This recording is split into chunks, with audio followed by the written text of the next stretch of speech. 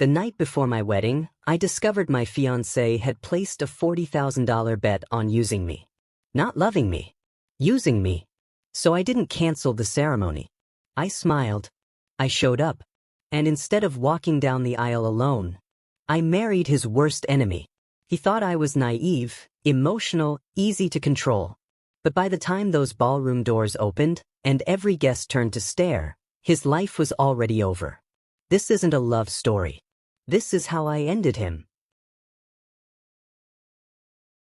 The man I was saving myself for was laughing. Not with me. About me. I stood frozen outside the presidential suite of the Grand Valmont Hotel, my hand hovering over the door handle, my heart hammering so hard I thought my ribs might crack. The champagne tower in the lobby had been beautiful. The string quartet had played our song. 250 guests waited downstairs for tomorrow's ceremony, the wedding I'd planned for 8 months down to the last white rose. But Lucas Hale, my fiancé, the man I'd given 2 years of my life to, the man I'd waited for, saved myself for, believed in, was inside that suite laughing. "Come on, man, you're really going through with it?" A voice I recognized. Marcus. Lucas's college roommate. Lucas's response came through crystal clear, soaked in bourbon and arrogance. $40,000, Marcus? That's 10 grand per guy. You really think I'm walking away from the easiest money I've ever made? My blood turned to ice water. But dude, marrying her? That's cold even for you. It's 2 weeks. Lucas's voice was so casual, so light, like he was discussing a golf game. I marry Amara tomorrow, play the devoted husband for 14 days, then file for a quiet divorce. Irreconcilable differences. She's so naive she'll probably blame herself. I split the pot 4 ways and we're all richer for it. Champagne bottles popped. Male laughter erupted like gunfire. My vision blurred. The hallway tilted.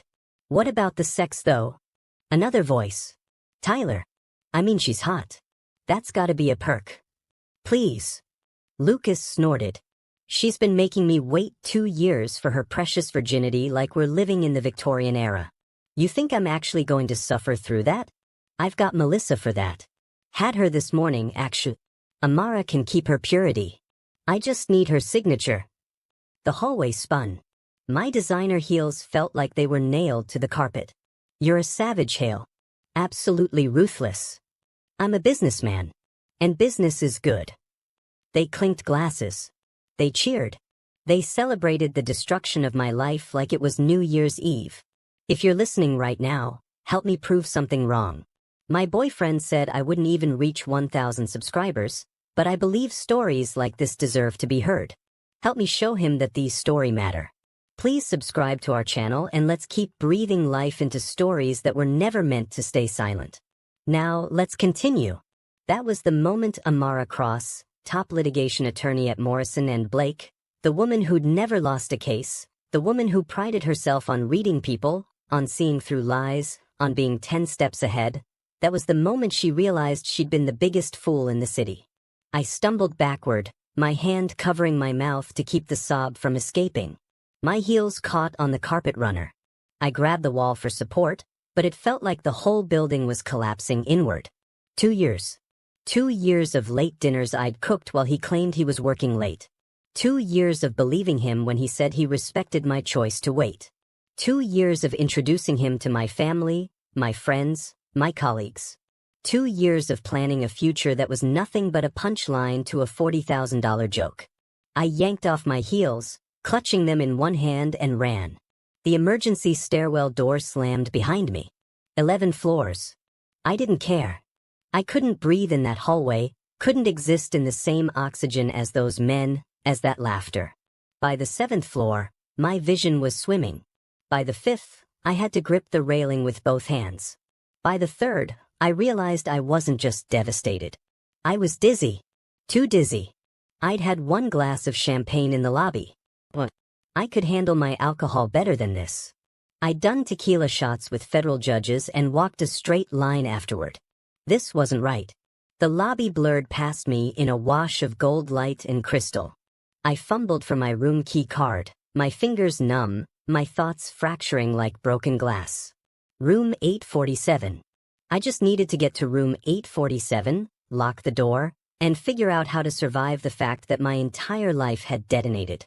The elevator took 1,000 years. The hallway stretched like a nightmare. I swiped the key card 3 times before the lock clicked green. I fell through the door and it slammed shut behind me. The room was dark. Too dark. This wasn't right either. Had housekeeping turned off all the lights? I stumbled forward, my hands reaching for the bed. I needed to lie down. Needed everything to stop spinning. Needed to close my eyes and wake up and discover this was all some horrible, impossible nightmare. My knees hit the mattress and I collapsed forward onto silk sheets that smelled like cedar and something darkly expensive. This isn't your room. The voice came from the shadows, deep and calm and absolutely certain. I tried to push myself up, but my arms had turned to water. My key worked. Because this is the owner's suite. Master key access. Footsteps, measured and unhurried. And you're in no condition to be anywhere alone right now. A lamp clicked on, soft and amber. The man standing 10 feet from me was tall, well over 6 feet, with broad shoulders wrapped in a black shirt that looked like it cost more than my monthly rent. His face was all sharp angles and controlled intensity, with dark eyes that missed absolutely nothing. Black hair swept back from a face that would have been classical if not for the small scar cutting through his left eyebrow and the edge of dark ink I could see disappearing beneath his collar. He looked dangerous. Not in the way that made you run. In the way that made you forget how to breathe. Who drugged you? His voice hadn't changed, still that same deadly calm. I wasn't. I just had champagne. You were drugged. He moved closer, crouching down so we were eye level. His gaze tracked over my face with professional precision. Dilated pupils. Flushed skin. Loss of motor control. Someone put something in your drink. The room tilted again. No. No, Lucas wouldn't. Lucas Hale. Not a question. A statement. His jaw tightened almost imperceptibly. You're his fiancé. Was. The word tasted like poison. I was his fiancé. Until about 15 minutes ago when I found out marrying me was a $40,000 bet. Something flickered in those dark eyes. Something that looked almost like recognition. Can you stand? He asked. I don't think so. Then I'm going to help you to the chair. I'm going to touch your arm. That's all. Do you understand? I nodded, which made the world spin worse. His hand wrapped around my upper arm, steady and warm through the thin fabric of my dress. He lifted me like I weighed nothing, supporting my entire body weight with one arm while he guided me to the oversized leather chair by the window. He knelt in front of me, and with movements that were somehow both efficient and impossibly gentle, he removed my shoes. His fingers brushed the arch of my foot and electricity shot up my spine despite everything, despite the drugs and the devastation and the complete destruction of my life. Water. He pressed a cold glass into my hands. Small sips. I'm going to call a doctor. No. I gripped his wrist, surprising both of us. No doctors. No police. No one can know about this. Someone drugged you. I'm an attorney at Morrison and Blake.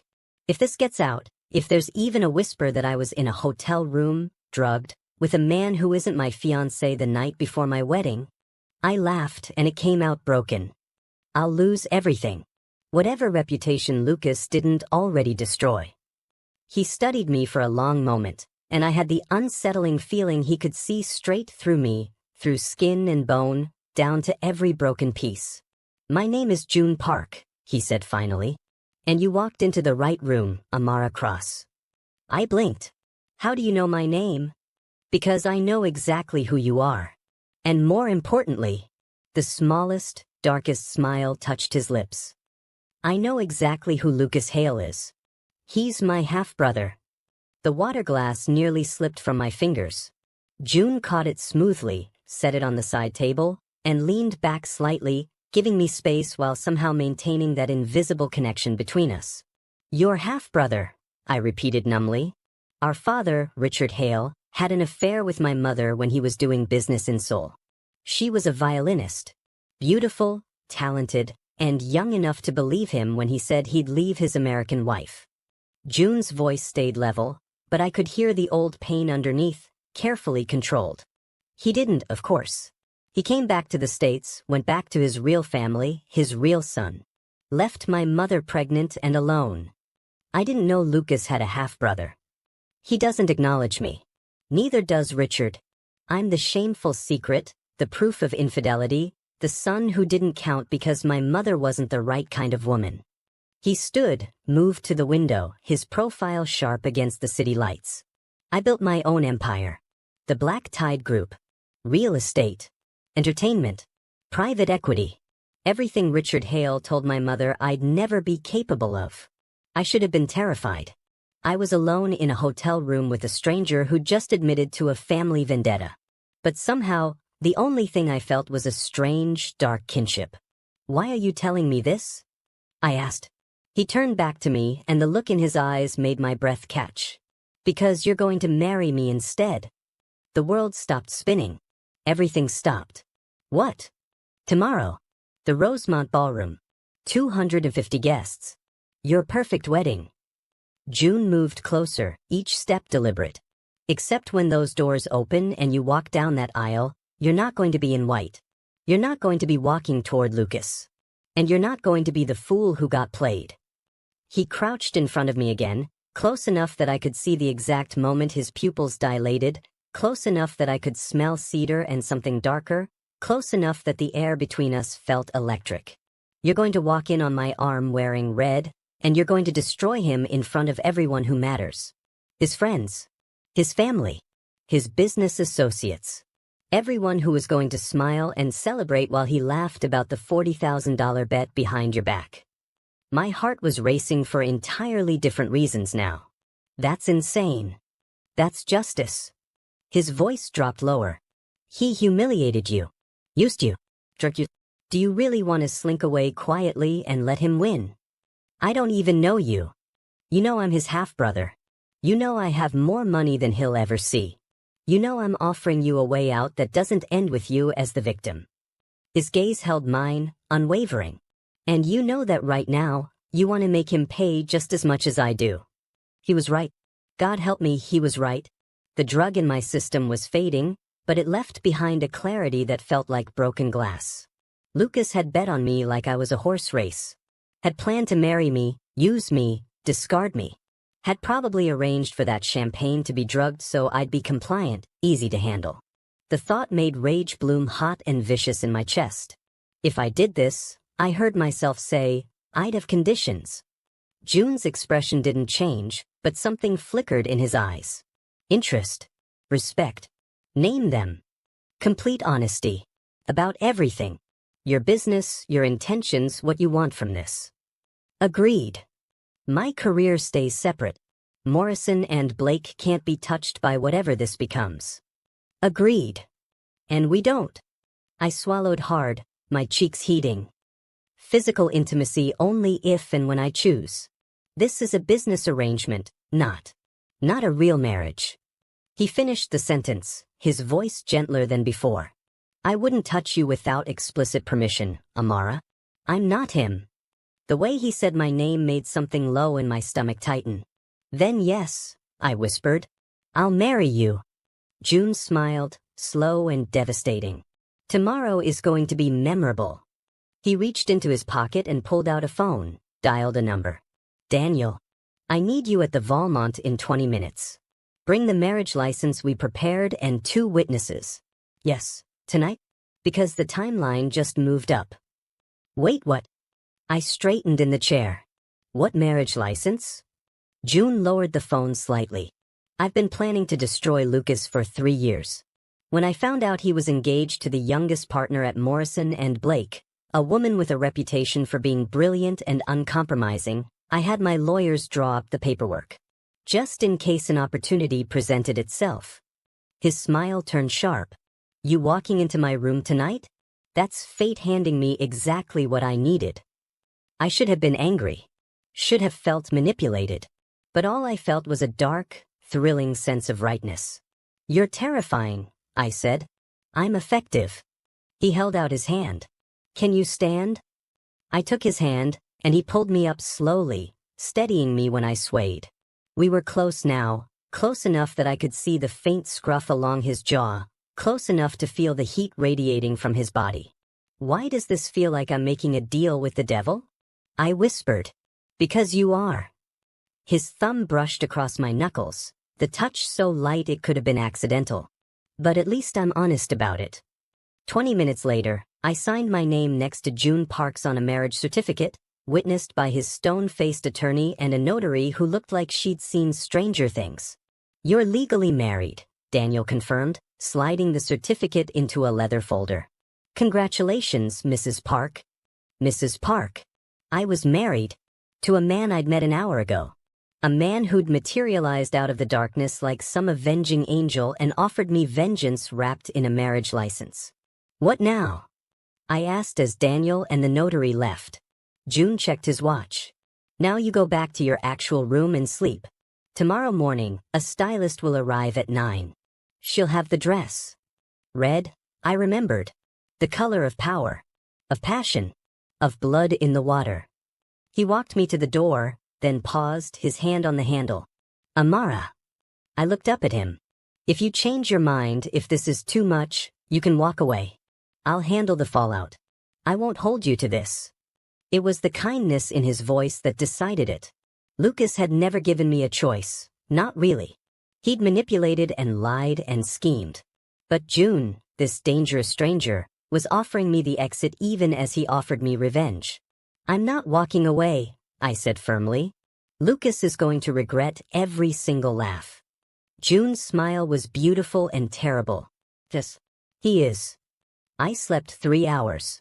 The rest of the night I spent pacing my actual hotel room, drinking coffee, and going over every word I was going to say. At 9 sharp, a knock sounded. I opened the door to find a petite Korean woman with silver hair and an assistant pushing a garment rack. Mrs. Park. She bowed slightly. I'm Minji. Mr. Park sent me. The dress she revealed made my breath stop. It was crimson silk, the color of wine and roses and revenge. Off-shoulder with a sweetheart neckline, fitted through the bodice and waist before flowing into a dramatic skirt that would trail behind me like blood on marble. Elegant. Devastating. Impossible to ignore. It's perfect, I whispered. Minji smiled. Mr. Park knows his wife's measurements very well. I blinked. How? He's very thorough. She gestured to the chair. Now sit. We have work to do. 2 hours later, I barely recognized myself in the mirror. My dark hair was swept up in an elegant twist with a few strategic pieces framing my face. My makeup was dramatic, smoky eyes and deep red lips that matched the dress. Diamond earrings I'd never seen before hung from my ears, and on my left hand, the ring was massive.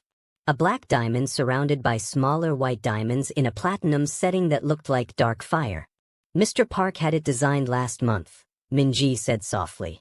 He's been waiting for the right moment. A text lit up my phone. June, are you ready to burn his world down? I typed back with shaking fingers. Me? I'm ready. June, car's waiting. I'll meet you at the ballroom entrance. Don't walk in until I'm there. June? June, yes? Me? Thank you. 3 dots appeared, then disappeared, then appeared again. June, thank me after. When he's the one humiliated. The Grand Valmont's ballroom was obscene in its beauty. White roses everywhere. Crystal chandeliers catching the afternoon light. Silk drapes and gold accents and a string quartet playing classical music that probably cost more than a car. Lucas had spared no expense. Of course he hadn't. It wasn't his money. It was my family's money, my firm's connections, my reputation that had secured half these vendors. The thought made fury burn hotter. I stepped out of the car, and the valet's eyes went wide. Mrs. He caught himself, glancing at the clipboard. I'm sorry, miss, but the wedding party is supposed to use the... I know where I'm supposed to be. I brushed past him. June was waiting by the ballroom entrance, exactly as promised. If I looked devastating, he looked like sin personified. Black suit, black shirt, black tie, the entire ensemble tailored so precisely it looked like he'd been poured into it. His dark hair was swept back, the scar through his eyebrows somehow making him look more dangerous, more real. When he saw me, something flickered in his expression. Appreciation. Possession. You look. He stopped, shook his head slightly. Lucas is an even bigger fool than I thought. You clean up well yourself. I managed to keep my voice steady. He offered his arm. Ready? I slipped my hand through his elbow, felt the hard muscle beneath the expensive fabric, and nodded. Let's destroy him. June signaled someone, and the ballroom doors swung open. The music stopped mid-note. 250 heads turned in perfect synchronization. And I walked in wearing red on the arm of a man who wasn't my groom. The silence was absolute. You could have heard a pin drop on the marble floor. Lucas stood at the altar in his gray tuxedo, his face cycling through confusion, shock, and then bright red rage in the span of 3 seconds. I walked slowly, letting every single person get a perfect view. Letting them see the red dress, the black diamond ring, the man whose hand rested possessively on the small of my back. We stopped 10 feet from the altar. Amara, what the hell? Lucas started forward. Don't. June's voice was quiet, but it cut through the ballroom like a blade. Don't take another step. Lucas finally looked at him, really looked, and I saw the moment recognition hit. You. His voice was strangled. You're that Korean bastard who. Finish that sentence, June said softly, and I'll finish you. The threat hung in the air, crystal clear. I stepped forward, pulling Lucas's attention back to me. I heard you last night, I said, pitching my voice to carry to every corner of the ballroom.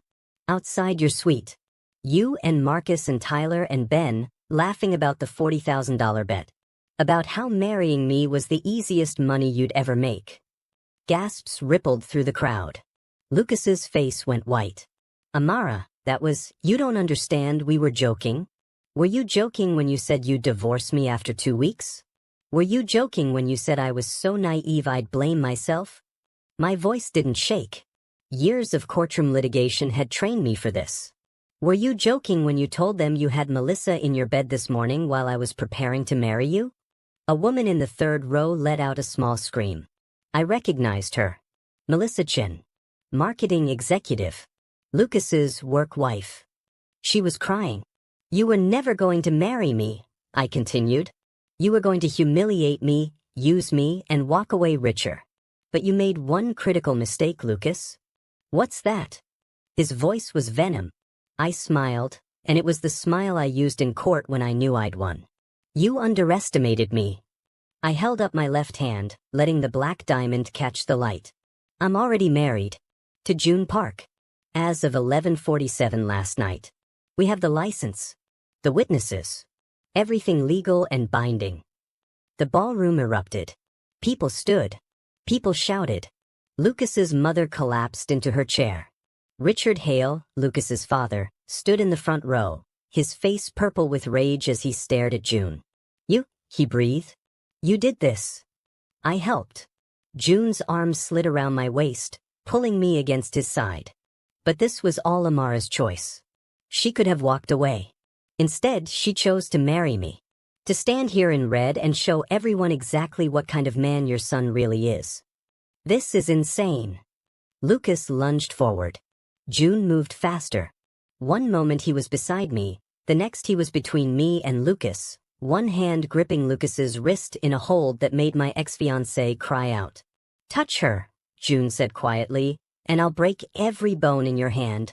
And then I'll destroy every business deal your father has spent 30 years building. Try me. Lucas yanked his hand back, cradling it.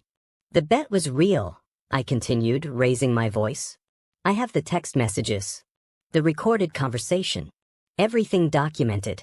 Because unlike Lucas, I actually am a lawyer, and I know how to build a case. I looked directly at Marcus, at Tyler, at Ben, all of them frozen in their seats. Your $40,000? Consider it evidence. You bitch, Lucas snarled. No. I stepped forward, and this time June let me. I'm the woman who beat you at your own game. I'm the woman who turned your trap into your grave. And I'm the woman who's going to walk out of here as Mrs. June Park, married to a man worth 50 times what you'll ever be. I turned to the crowd. I apologize for the disruption. But I wanted everyone here to know the truth. To see exactly what kind of man Lucas Hale is. What kind of family raises a son who thinks women are poker chips to bet on? I looked at Richard Hale. What kind of father teaches his son that people are disposable? Richard's face was murderous, but he said nothing. What could he say? June took my hand. We're leaving. As we walked back down that aisle, people parted like the Red Sea. Some looked shocked. Some looked impressed. A few older women were actually smiling. And Lucas stood at that altar, destroyed, surrounded by 250 witnesses to his humiliation. We made it to the car before I started shaking. June helped me into the back seat, slid in beside me, and the driver pulled away from the Valmont without a word. I couldn't finish the sentence. That was perfect. June's hand found mine in the space between us. You were magnificent. I think I'm going to throw up. No, you're not. You're going to breathe. You're going to let the adrenaline fade. And then you're going to realize you just won the most important case of your life. I laughed and it came out half sob. Some wedding. Better than the one you planned. He squeezed my hand. Are you okay? I don't know. I looked at him, this stranger who was now my husband. What happens now? Now we go home. Where's home? My penthouse. Silverline Tower. 48th floor. He studied my face. You'll have your own room. Your own space. We're married legally, but you set the terms for everything else. Nothing happens that you don't want. The knot in my chest loosened slightly. Thank you. Stop thanking me. You gave me the greatest gift imaginable today. I got to watch Lucas Hale crumble in front of everyone who matters. That's worth more than money. The penthouse was stunning. Floor-to-ceiling windows overlooking Silverline City. Minimalist Korean design, all clean lines and natural materials. Marble and glass and dark wood. Art that probably cost more than my student loans.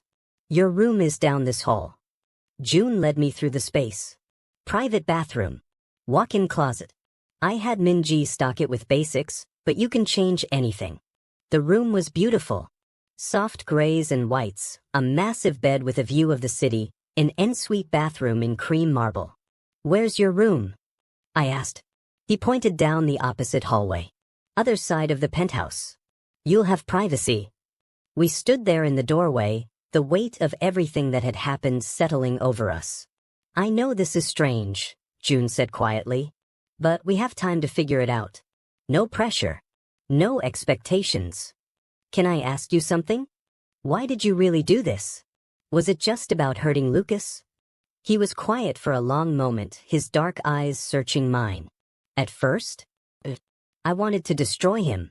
Wanted him to feel a fraction of what my mother felt when Richard abandoned her. When he refused to acknowledge me. When Lucas looked at me like I was dirt at business functions. He stepped closer and my breath caught. But when you walked into my room last night, drugged and broken and still trying to be strong, I wanted to protect you too. Wanted to give you a weapon to fight back with. That's not an answer. No. His lips curved into a small smile. The real answer is that you fascinated me. Amara Cross, the attorney who never loses. The woman who makes senior partners nervous. The brilliant, beautiful woman who somehow couldn't see that Lucas Hale was a snake. He reached up and very gently tucked a strand of hair behind my ear. I wanted to see what you'd do with real power. With someone on your side who wouldn't underestimate you. His fingers lingered against my cheek and electricity arced between us. I should let you rest, he said, but he didn't move. June. Yes. What if this becomes something real? The question hung between us, dangerous and thrilling. Then we figure that out when it happens, he said softly. But only if it's what you want. I don't take what isn't freely given, Amara. I'm not him. He left me there, alone in my beautiful room, my heart racing. That night I couldn't sleep. The adrenaline had faded but left behind a strange, electric restlessness.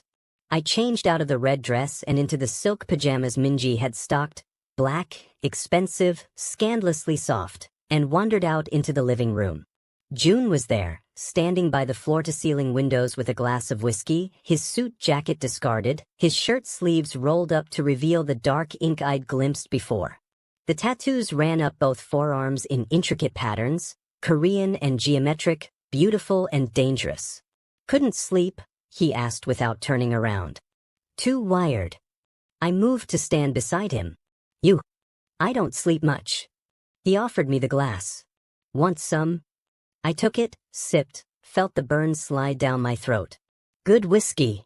Only the best for my wife." The words sent a shiver through me that had nothing to do with the air conditioning. "June, what you said earlier. About wanting to see what I'd do with power." I looked up at him. "What did you mean?" He turned to face me fully, and the look in his eyes made my knees weak. "You've spent your whole life playing by the rules. Being the good girl. The smart one. The one who waits and plans and does everything right." His voice dropped lower. "But when you walked into that ballroom in red, when you destroyed Lucas in front of everyone, that was the real you. The woman who doesn't just win. She dominates." "I'm not." "You are." He set the glass aside and stepped closer. "You're brilliant and ruthless, and you've been holding yourself back because men like Lucas made you think you had to be smaller, quieter, more acceptable." His hand came up to cup my jaw, thumb brushing across my cheekbone. "I don't want you smaller, Amara. I want you exactly like this. Fierce and uncompromising. The woman who brings men to their knees." I couldn't breathe. The space between us had become superheated, charged with something I didn't have a name for. "What are you doing?" I whispered. "Telling you the truth." His other hand settled on my waist, warm through the thin silk. "I'm attracted to you. I have been since the moment you walked into my room looking like a warrior queen, even drugged and devastated. But I meant what I said. Nothing happens unless you want it." "And if I want it?" His eyes darkened. "Then I'd kiss you until you forget Lucas Hale ever existed. I'd touch you until the only name you remember is mine. I'd show you exactly what it feels like to be worshipped instead of used." Heat pooled low in my stomach. I'd never felt desire like this before. Lucas had been lukewarm at best, something I'd convinced myself was normal. But this, with June, felt like standing too close to a bonfire. "I don't know how," I admitted, my cheeks burning. "I've never." "I know." His thumb traced my lower lip, the touch so gentle it was almost unbearable. "Which is why we're not doing anything tonight. You've had the worst 24 hours of your life. You don't make decisions like this when you're running on adrenaline and revenge." "That's very noble of you." He laughed low and dark. "I'm not noble, Amar. I'm patient. And when you come to me, when you decide you want this, I want you to be absolutely certain. No regrets. No doubts." He stepped back, and the loss of his warmth felt like a physical ache. "Good night, Mrs. Park." "Good night, Mr. Park." His smile was pure sin. I like the way that sounds. I went back to my room, crawled into bed, and lay there staring at the ceiling, my entire body humming with want. This was dangerous. This was insane. This was the most alive I'd ever felt. The next morning, I woke to my phone exploding. 53 missed calls. Hundreds of texts. My email inbox was overflowing. The video was everywhere. Someone had filmed the entire ballroom confrontation. Within 12 hours it had gone viral. 5 million views and climbing. Lawyer destroys cheating fiancé at the altar. Woman marries groom's half-brother for ultimate revenge. The Red Wedding. How Amara Cross became a legend. My professional email had 3 messages from the senior partners at Morrison and Blake asking me to call immediately. I was doomed.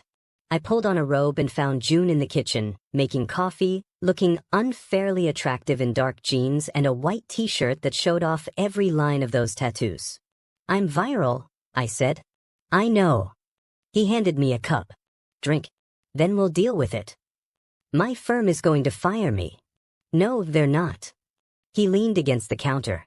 "I already spoke to Gerald Morrison this morning. Explained the situation. The drugs. The bet. The fraud.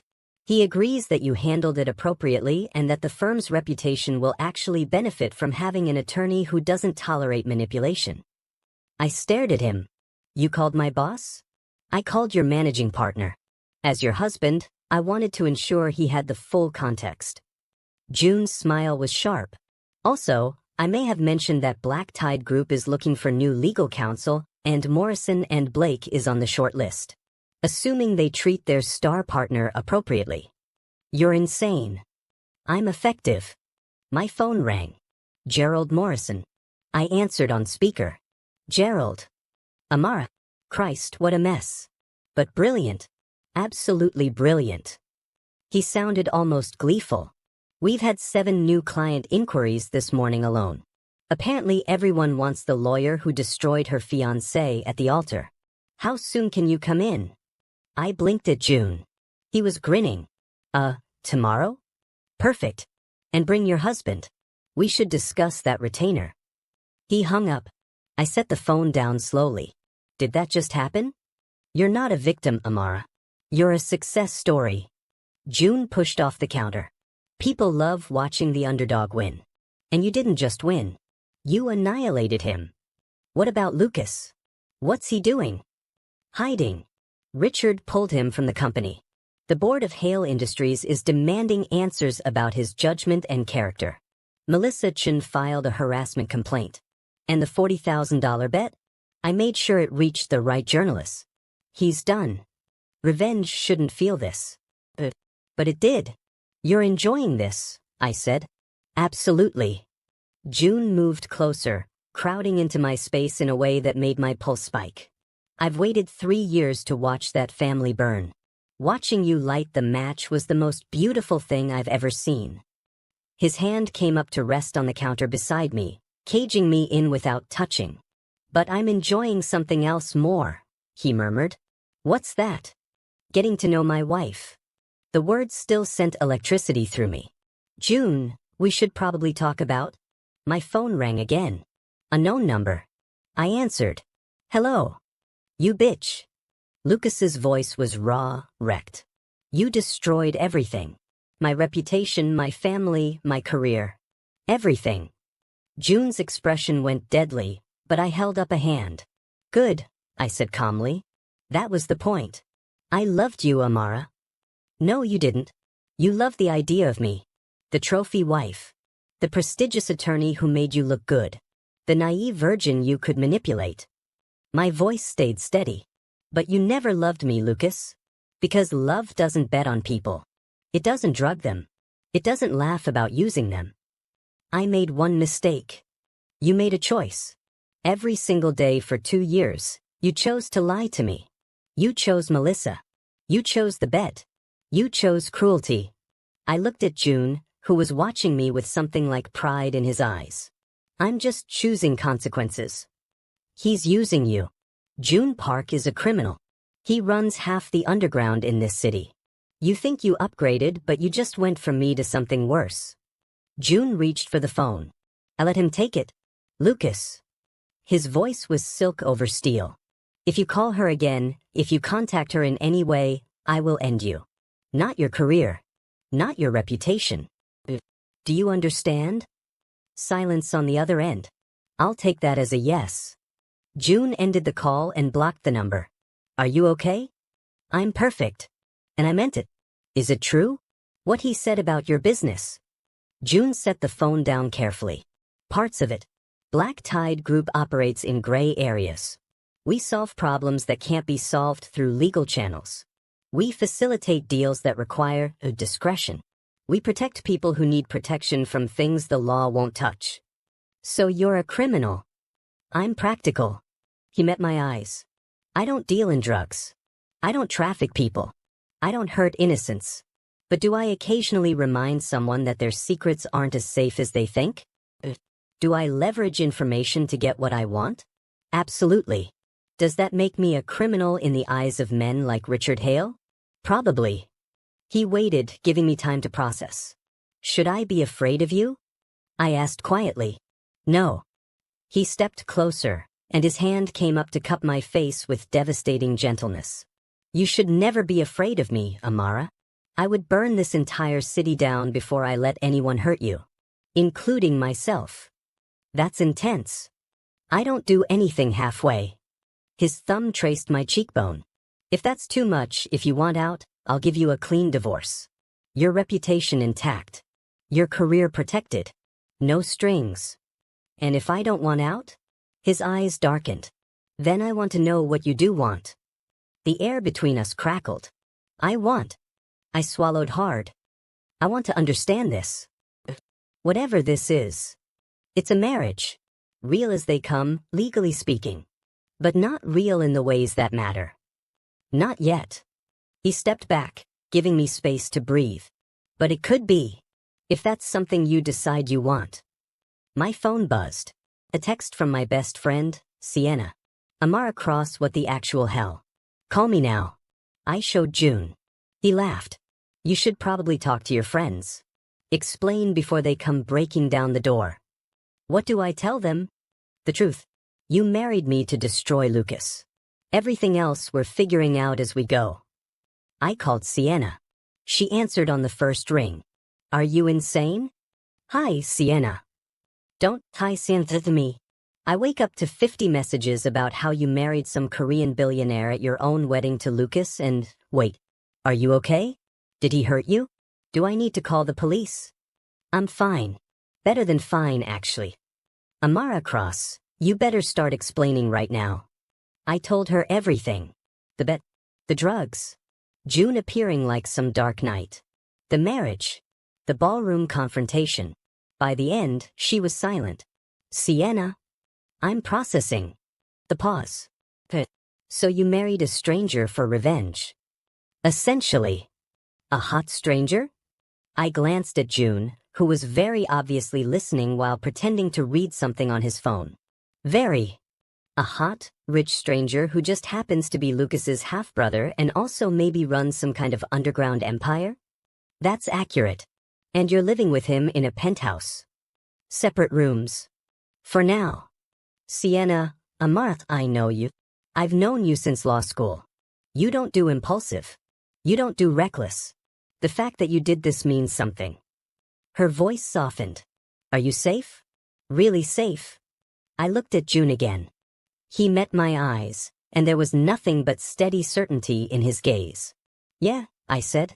I really am. Then I support you. And I want to meet this husband of yours. Tonight. Dinner. Non-negotiable. I'll check with June. Bring him to Marcelo's at 7. And Amara? We're something fabulous. You're a viral sensation. Own it. She hung up. Dinner with your best friend, June said. I should probably be nervous. Terrified. Sienna is scarier than you are. I highly doubt that. But he was smiling.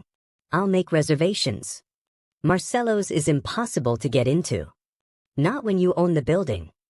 He stood, stretched, and I tried not to stare at the way his shirt rode up, revealing a strip of toned stomach and more ink. I have some calls to make.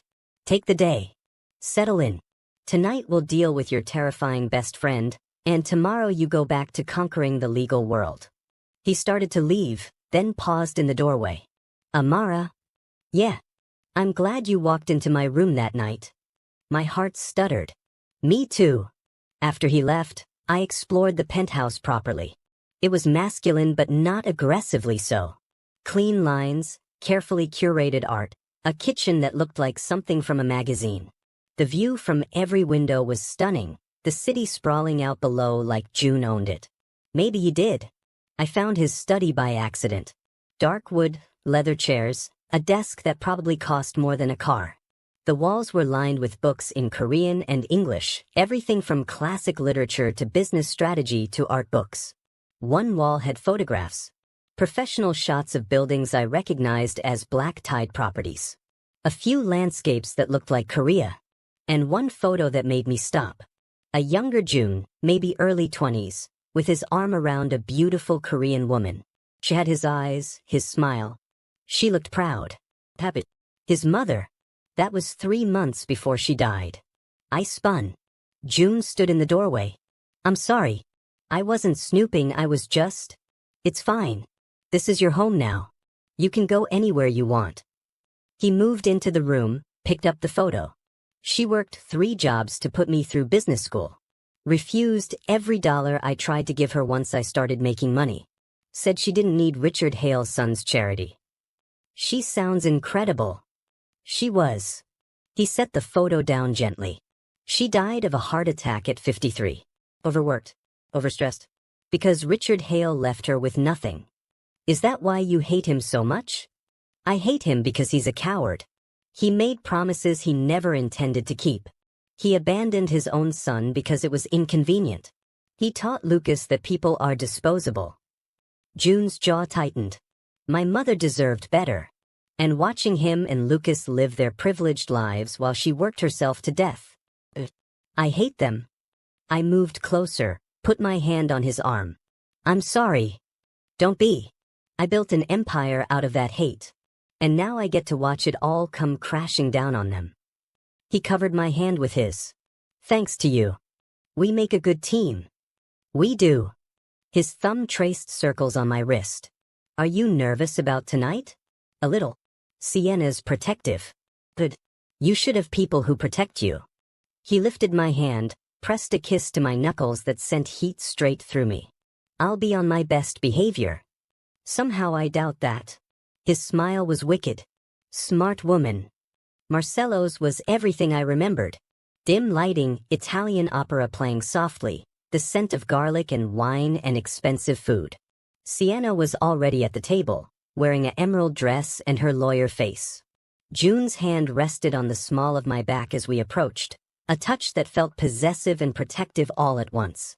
Sienna stood, her eyes cataloging every detail of June in approximately 3 seconds. You must be the husband, she said. June Park. He offered his hand. And you must be the terrifying best friend. Sienna's lips twitched. Sienna Martinez. I represent Amara's interests. As you should. We sat. A waiter appeared immediately with wine. So. Sienna leaned back. Tell me your intentions with my best friend. June didn't hesitate. To give her the partnership she deserves. To protect her from anyone who tries to hurt her. To make sure she never settles for less than she's worth again. Very diplomatic. Very honest. And the revenge? Using her to hurt Lucas and your father? I tensed, but June's expression didn't change. I won't pretend that wasn't part of it initially. But Amara isn't a weapon I picked up. She's a partner I chose. There's a difference. Sienna studied him for a long moment. What happens when the revenge is over? When Lucas is destroyed and your father is humiliated and there's nothing left to fight. Then I focus on building something instead of destroying. With Amara. If she'll let me. Sienna looked at me. Your turn. What do you want? It was a good question. What did I want? I want to stop being the woman who plays it safe, I said slowly. I want to stop shrinking myself to fit someone else's expectations. I looked at June. I want to see where this goes. Without fear. Without regrets. His hand found mine under the table, squeezed gently. Sienna smiled. Good answer. She raised her wine glass. To Amara Cross Park. The woman who burned her wedding and built an empire from the ashes. We drank. Dinner was surprisingly easy after that. Sienna grilled June about his business, his family, his plans. He answered every question with the same calm honesty, never deflecting, never defensive. By dessert, even Sienna was charmed. I have to admit, she said, when I saw that video, I thought you were insane. But now, I think you might be a genius. She's both, June said. It's what makes her dangerous. Sienna left with hugs and whispered threats in June's ear that made him laugh. In the car back to the penthouse, I leaned against his shoulder. Thank you, I said. For what? For not making me feel crazy. For understanding why I needed this. Amara. He tilted my chin up. You're the least crazy person I know. You're brilliant and strategic and you turned a nightmare into a victory. That's not crazy. That's extraordinary. The city lights blurred past us. His hand stayed on my face, thumb brushing my cheekbone in a touch that felt addictive. What happens now? I whispered. Now we go home. You rest. Tomorrow you go back to being the attorney who makes grown men cry. His eyes darkened. And we keep figuring out what this is between us. And if it becomes something real, then I'll be the luckiest man alive. He kissed my forehead, gentle and devastating, and I felt something in my chest crack open. This was dangerous. This was real. And I was falling. The next 3 weeks were a blur. I went back to Morrison and Blake and was immediately assigned to the firm's highest profile cases. Apparently being viral made me valuable. Clients wanted the woman who'd destroyed her fiancé at the altar. They figured if I could do that to someone I loved, imagine what I could do to their enemies. They weren't wrong. I won 4 cases in 3 weeks. Settlements that made the partners giddy. One opposing counsel literally started crying during negotiations. June said I was terrifying. I said he brought it out in me. At home, and the penthouse had become home. Strange as that was, we fell into a rhythm. Coffee together in the mornings. Late dinners when our schedules allowed. Long conversations about everything and nothing. He told me about building Black Tide from nothing. About the first property he bought with money he'd saved working 3 jobs just like his mother. About the moment he realized he was richer than Richard Hale and how empty it felt because his mother wasn't there to see it. I told him about law school. About being the youngest partner in Morrison and Blake history. About the pressure to be perfect, to never make mistakes, to always be the smartest person in the room. You don't have to be perfect, he said one night, both of us on the couch with wine, the city lights twinkling below. You just have to be you. What if that's not enough? It's more than enough. He set his wine down, turned to face me fully. Amara, you walked into a ballroom wearing red and destroyed a man in front of 200 people. You've won every case you've touched in 3 weeks. You're building a reputation that will last decades. His hand found mine. You're not just enough. You're everything. The air between us changed, thickened with want. June. I know. His voice was rough. I know we said we'd take this slow. That nothing happens unless you choose it. But God, Amar, I want you. I want you so badly I can barely think straight. My heart hammered. I want you too. Are you sure? Because once we crossed this line. I kissed him. It wasn't gentle. It wasn't careful. It was 3 weeks of tension and want and something deeper finally breaking free. He made a sound low in his throat and pulled me into his lap, his hands sliding into my hair, angling my head so he could kiss me deeper. His tongue traced my lower lip and I opened for him, gasping at the sensation. Bedroom, he muttered against my mouth. Unless you want our first time to be on this couch. I pulled back just enough to meet his eyes. I've never. I know. He stood, lifting me with him like I weighed nothing. Which is why we're doing this right. He carried me to his bedroom, not mine, his, and set me down beside the massive bed. The room was dark except for the city lights filtering through the windows, casting everything in silver and shadow. Are you sure? He asked again, his hands on my waist, thumbs stroking gentle circles. We can stop anytime. Just say the word. I'm sure. I reached for his shirt, started unbuttoning. I want this. I want you. His control snapped. He kissed me again, harder this time, his hands sliding under my blouse, fingers tracing up my ribs. I arched into him and he groaned, breaking the kiss to pull my shirt over my head. His eyes went dark as he took me in. You're so beautiful, he breathed. So perfect. I'm not. You are. He kissed my collarbone, my shoulder, the curve of my neck. Let me show you. He undressed me slowly, reverently, his hands and mouth learning every inch of skin he revealed. By the time I was down to just my underwear, I was shaking with need. Your turn, I managed. He stripped off his shirt in one smooth motion, and I finally got to see all of those tattoos. They covered his chest, his ribs, his shoulders, geometric patterns and Korean characters and images that told stories I wanted to learn. I traced one line with my finger. What does this mean? Strength through adversity. His voice was rough. What doesn't kill you makes you powerful. And this one. My mother's name. Over my heart. Tears pricked my eyes. I leaned forward and kissed it, felt his sharp intake of breath. Amara. My name was a prayer. I need. Can I? Yes. I pulled him down to the bed. Yes to everything. He laid me back against the pillows, his body covering mine, careful not to crush me. His hands slid between us, fingers finding the heat between my thighs, and I gasped. Tell me if anything doesn't feel good, he murmured against my throat. Tell me what you need. I need you. He touched me with devastating skill, building pleasure so intense I thought I might shatter. When I came apart the first time, crying his name, he looked at me like I'd given him the world. Again, he said. I can't. You can. His fingers moved, his mouth found my breast, and I discovered he was right. The second time was harder, deeper, and left me boneless. Now. I gasped. Now. He reached for protection, rolled it on with shaking hands. This might hurt at first. Tell me if it's too much. He pushed inside slowly, so slowly, giving me time to adjust. There was pressure, a sharp sting, and then, oh. Good-o or bad-o? Good. I wrapped my legs around his waist. So good. He started to move, and it was like nothing I'd ever imagined. Not the clinical descriptions from Sex Edition. Not the romance novels. This was heat and connection, and June's eyes locked on mine like I was the only thing in the world that mattered. You feel incredible, he groaned. So tight, so perfect. Made for me.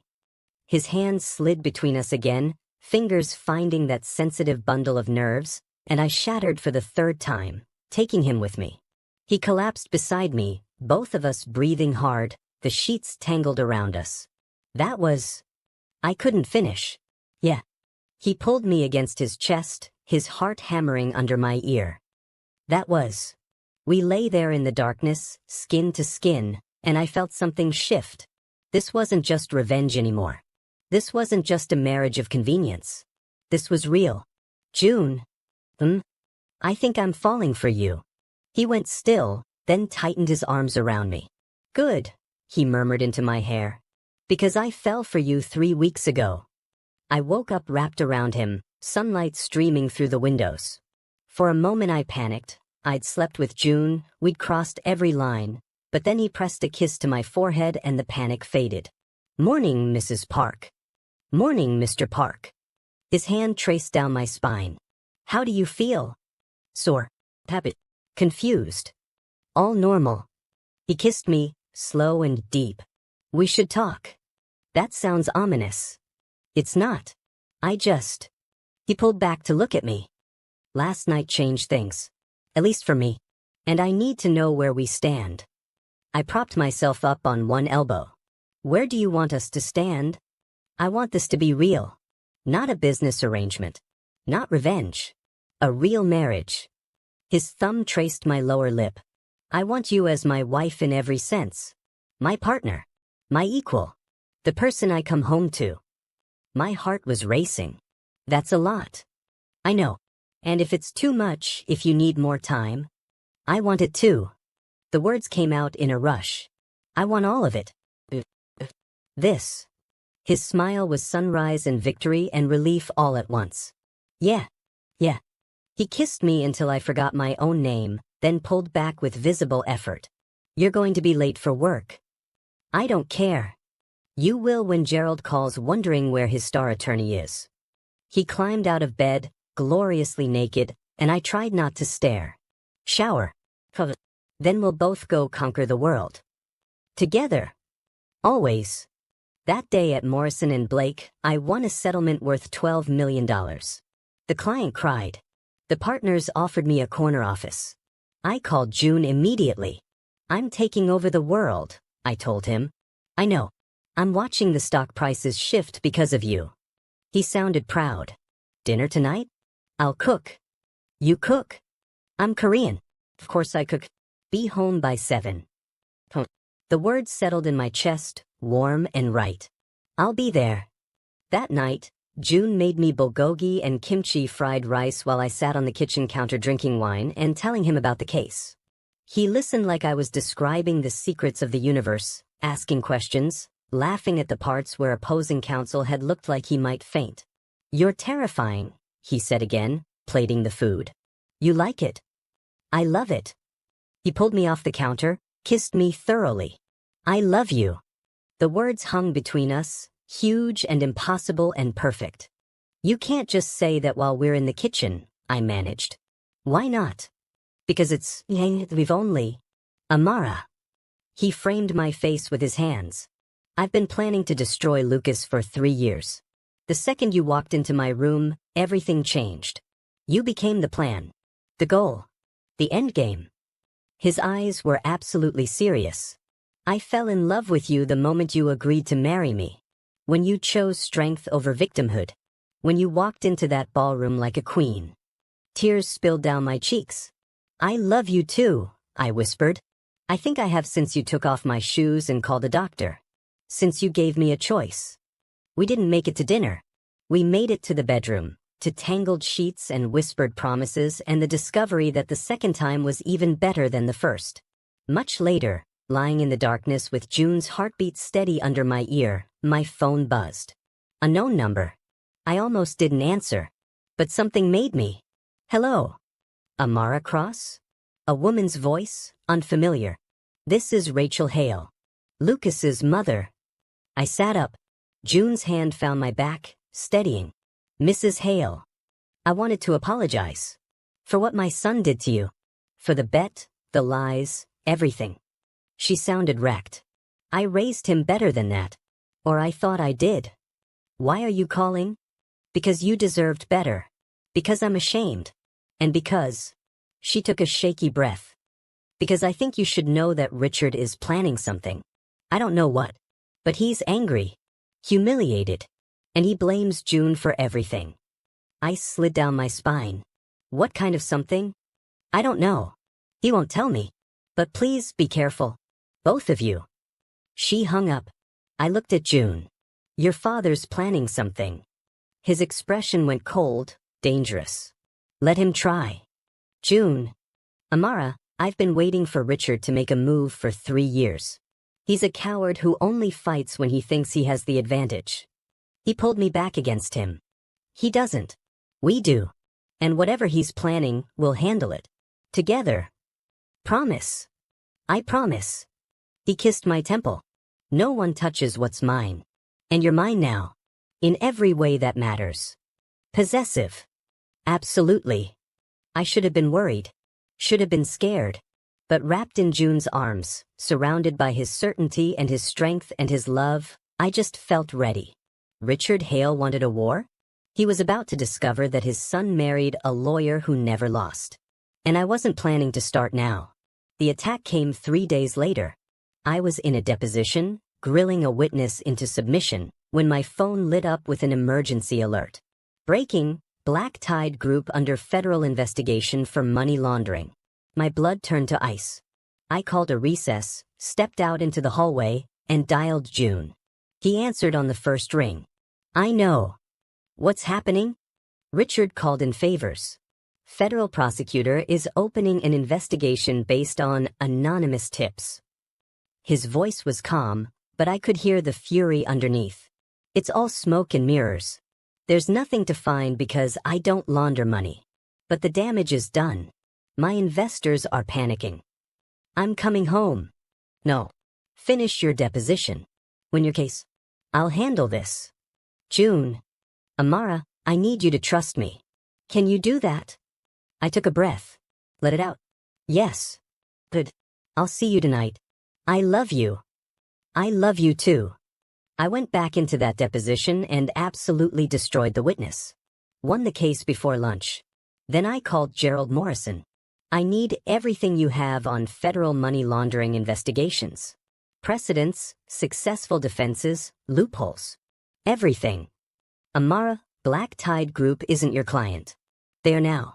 As of this moment, Morrison and Blake is representing June Park. And we're going to bury whoever's behind this. Gerald was quiet for a beat. I'll send over the files. Thank you. Amara? Be careful. The Hales play dirty. So do I. I spent the afternoon building a defense strategy.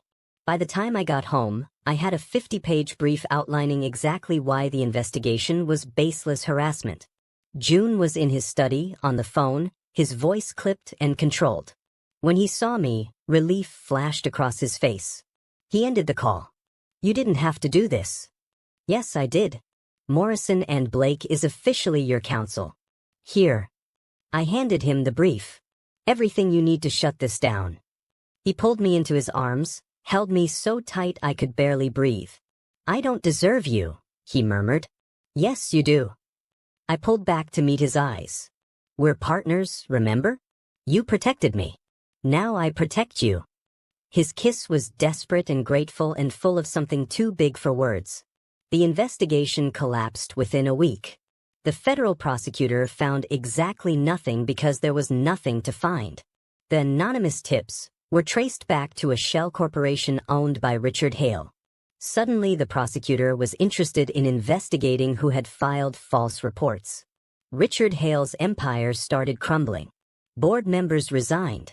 Investors pulled out.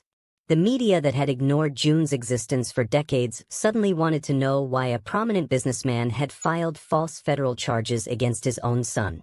And then Lucas broke. He showed up at the penthouse at 2 a.m, drunk, pounding on the door. Security called. June told them to let him up. "Are you sure?" I asked.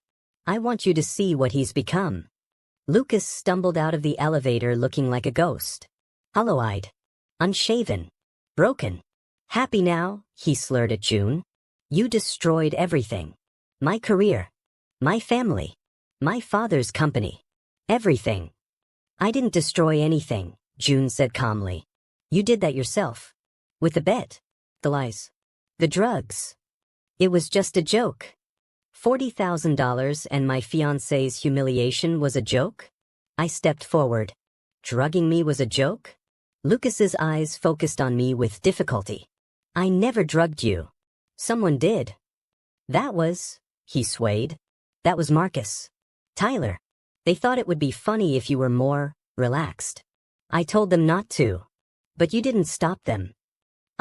He had no answer. "You're pathetic," June said quietly. "You had everything. Privilege. Money. A woman who loved you. And you threw it away because you thought people were toys. She was supposed to be mine." Lucas lunged. June caught him by the throat, slammed him against the wall with controlled precision. "She was never yours. She's mine. My wife. My partner. My equal." His voice dropped to something lethal. "And if you ever come near her again, if you ever speak her name, I will end you. Not financially. Not professionally. I will end you. Do you understand?" Lucas nodded frantically. June let him go. "Get out. And don't come back." Security escorted Lucas out. We stood there in the silence, breathing hard. "Are you okay?" June asked. "I'm perfect." I wrapped my arms around him. "He's nothing. He can't hurt us." "No. He can't." The war with Richard Hale lasted 3 more months. He tried everything. More investigations. Media smear campaigns. Attempts to blacklist Black Tide Group from industry deals. But I was a lawyer who never lost, and June was a man who'd built an empire from nothing. We were unstoppable. By the time the dust settled, Richard Hale had lost his company, his reputation, and his son. Hale Industries was absorbed by Black Tide Group in a hostile takeover that made financial headlines for weeks. June stood in the office that used to be Richard's and called his mother's lawyer. "I want to establish a foundation. Full scholarship for children of single mothers pursuing business degrees. Name it after my mother." Revenge had turned into legacy. And 6 months after the worst night of my life, I stood in that same ballroom at the Valmont Hotel wearing white. Real white this time. Our actual wedding. Sienna was my maid of honor. Morrison and Blake's senior partners filled the first 3 rows. Black Tide executives filled the rest. And when those doors opened, June waited at the altar looking at me like I was the only thing in the world that mattered. "You're beautiful," he said when I reached him. "You're not so bad yourself." The officiant smiled. "We're gathered here today to celebrate what is technically already a marriage, but what these 2 people want to make official in the eyes of everyone they love." Laughter rippled through the crowd. June took my hands. "I, June Park, take you, Amara Cross, to be my wife, my partner, my equal. The woman who turned my revenge into redemption. The woman who taught me that love isn't a weakness, it's the greatest strength of all. I promise to honor you, protect you, and love you until my last breath. Tears streamed down my face. I, Amar Cross, take you, June Park, to be my husband. The man who saved me from the biggest mistake of my life. The man who taught me that I don't have to be smaller to be loved. I promise to challenge you, support you, and love you through every storm. You're not my second choice. You're my only choice. Forever. We kissed before the officiant even finished speaking. The ballroom erupted in applause. Later, at the reception, June pulled me onto the dance floor. Happy, Mrs. Park? Deliriously. I rested my head on his chest. Thank you. For what?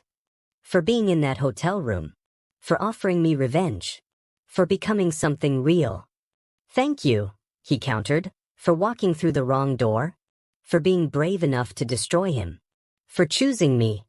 We swayed together as the city lights twinkled beyond the windows. What happens now? I asked. Now? We live. We love. We build something beautiful out of the ashes of what tried to break us. Sounds perfect. It will be. As long as we're together. And we were. For the rest of our lives, we were. The man I thought I was saving myself for turned out to be the villain of my story. But the man I walked into by accident? He was the hero I never knew I needed. The partner I deserved. The love that changed everything. And I wouldn't change a single moment. Not even the worst night of my life. Because it led me to him. To us. To forever. The end.